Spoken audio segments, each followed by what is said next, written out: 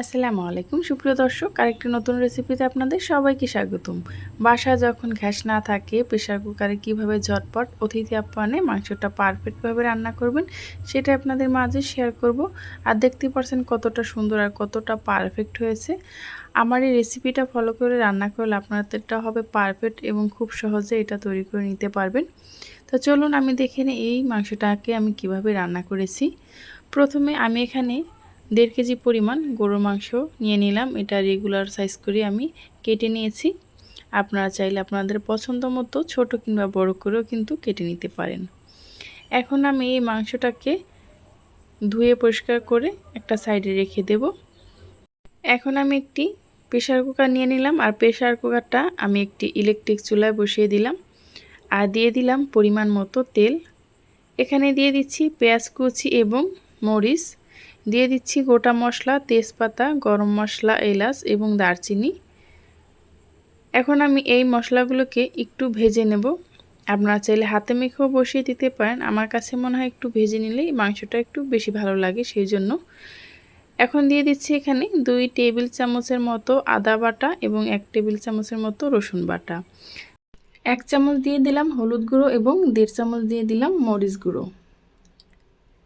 এখন দিয়ে দেব স্বাদ মতো লবণ, সাথে দিয়ে দিচ্ছি জিরা এবং ধনিয়া গুঁড়ো 1 টেবিল চামচের মতো। এখন এই সবগুলো উপকরণ একটু ভালোভাবে নেড়েচেড়ে মিশিয়ে নিচ্ছি। এভাবে করে প্রেসার কুকারের মাংসটা রান্না করলে অনেকটা খেতে ভালো লাগে, সেজন্য আমি এভাবে করেই মাংসটা রান্নার চেষ্টা করি। এখন খুব সুন্দরভাবে যখন মশলাটা কষানো হয়ে যাবে, তখন আমি এর ভেতরে দিয়ে দেব ধুয়ে রাখা মাংসটা। দেখতে পাচ্ছেন আমি কিন্তু এখানে কোনো বেশি পানি ব্যবহার করিনি। আদা রসুনের যে পানিটা ছিল সেটা দিয়ে খুব সুন্দরভাবে মশলাটাকে আমি কষিয়ে নিলাম। এখন আমি দিয়ে দিচ্ছি মাংসটাকে দিয়ে একটু ভালোভাবে নেড়েচেড়ে কষিয়ে নেব। বাসায় গ্যাস না থাকলে খুব সহজেই কিন্তু এভাবে প্রেসার কুকারেও মাংসটা রান্না করে নিতে পারেন। ইলেকট্রিক চুলাও কিন্তু খুব সুন্দরভাবে প্রেসার কুকারে মাংসটা রান্না করা যায়। এই তো আমি কিন্তু খুব সুন্দরভাবে মাংসটাকে নেড়েচেড়ে মিশিয়ে নিচ্ছি। তারপর অল্প পরিমাণ কিন্তু পানিটা এখানে ব্যবহার করেছি, দেখতে পাচ্ছেন মাংসের কিন্তু গায়ে গায়ে একদম পানিটা লেগে আছে। এর বেশি কিন্তু পানি দেওয়ার কোনো প্রয়োজন নেই। এখন আমি প্রেসার কুকারের ঢাকনাটা লাগিয়ে 4 থেকে 5টা সিটি দিয়ে নিলেই কিন্তু এই মাংসটা খুব সুন্দরভাবে সেদ্ধ হয়ে যাবে।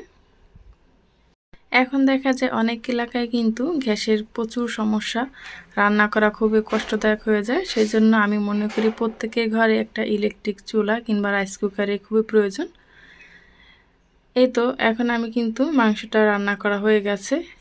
এখন কিছু সময় আমি এটাকে রেখে এই যে ঢাকনাটা খুলে নিলাম, আর দেখতেই পাচ্ছেন কালারটা কত সুন্দর হয়েছে। আর পানিটাও কিন্তু বেশি না দেওয়ার কারণে ঝোলটাও একদম ঠিক মতন আছে। একদম ঝটপটে কিন্তু রান্নাটা হয়ে যায়। আপনারা চাইলে অতিথি আপ্যায়নে খুব তাড়াতাড়ি করে এভাবে মাংসটা তৈরি করে নিতে পারেন বাসায় গ্যাস না থাকলে।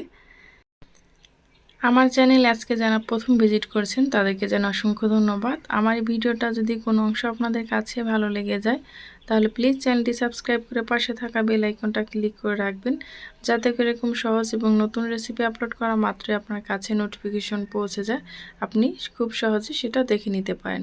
পরবর্তী ভিডিও নিয়ে আসা পর্যন্ত আশা করি সবাই ভালো থাকবেন, সুস্থ থাকবেন। আল্লাহ হাফেজ।